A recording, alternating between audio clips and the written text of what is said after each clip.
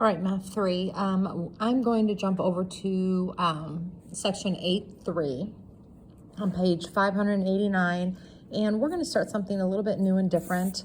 We're going to start talking about something called radians. Now, in math, when you're talking about graphing things, you can either do it in degrees or radians. It's kind of like doing Fahrenheit and Celsius.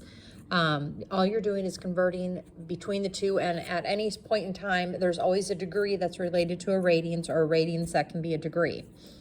All right, so what it talks about here is back in math 2, we talked about central angles. A central angle is an angle that comes out of the center of a circle, and the measurement, the degree of this arc, is always the degree of the angle. So if it was a 50-degree angle, it's a 50-degree arc.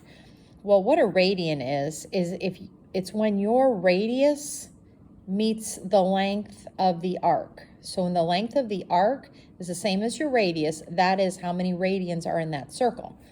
All right, so that's where they get a radian from. So it tells you in here that an angle with a full circle is going to be 2 pi radians. So normally we say a full circle is 360 degrees. Well, in radians, there's 2 pi radians.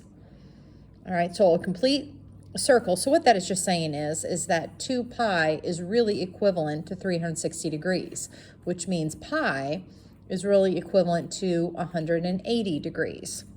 All right, and that's what it says right here. If you have a semicircle, which is 180 degrees, then you have pi.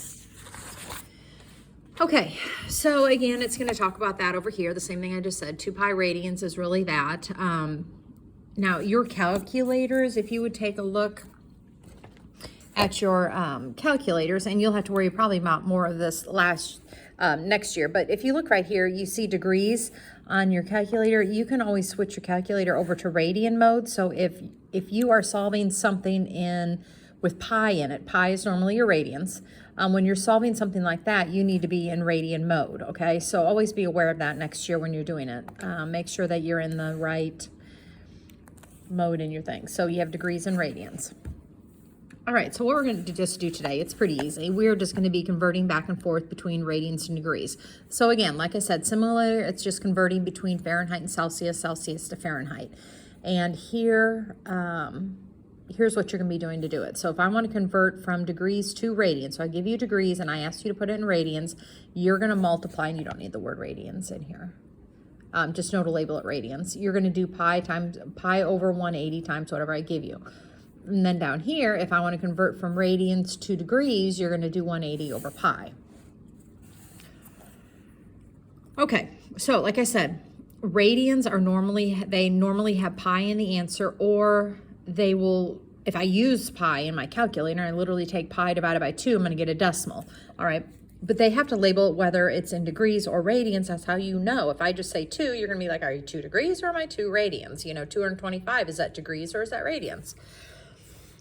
All right, so what we're going to do is, what is the degree measure of each angle that's expressed in radians, and what is the radian measure for each one expressed in degrees? So obviously this is in radians. So you're going to take pi over 2. And then if you come up here, if I'm converting from radians to degrees, we do by 180 over pi.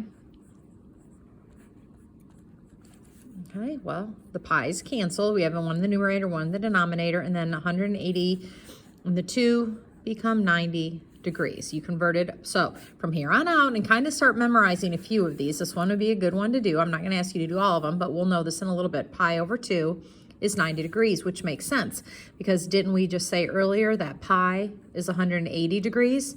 Well, when it's pi over 2, isn't that just half a pi? Well, what's half of 180? It's 90.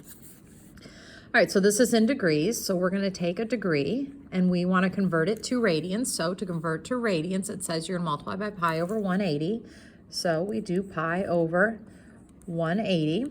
Okay, so really what that looks like, and again, you can, shorten it to whatever you can do to understand it.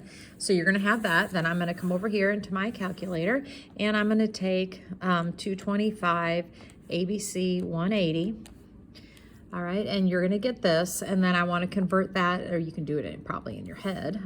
You want to convert that back. So you get 5 over 4. So what this really is 5 pi over 4 radians. All right, you don't normally write it as a mixed number. So 5 pi over 4 radians, which is just slightly, and kind of the thing when you're going through this, just kind of keep thinking that's slightly over 1. Isn't that 1 1/4? Because when I get back, we're going to be doing some of this onto a unit circle.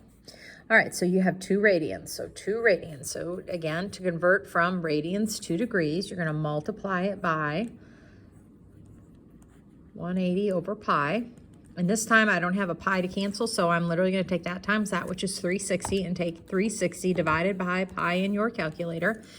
And let's see, it doesn't really say, we'll just do it to the nearest tenth. 114.6 degrees. And one last one, degrees to radians again. You will take 150 times pi over 180, which is 150 pi over 180. All right, your zeros divide out. Each of these are divisible by 3, so you get 5 pi over 6. All right, so we'll come back to 150 at some point in time. You will know these probably by heart when you're done, but 150 degrees is really 5 pi over 6. Okay, that is really, I think, about all that we are going to do today. I'm going to have you do an IXL on this. The IXL is going to be Y1 underneath your Algebra 2. I think that's all it is. It's converting back and forth between degrees and radians for today. So get that done, get it to 100, and good luck.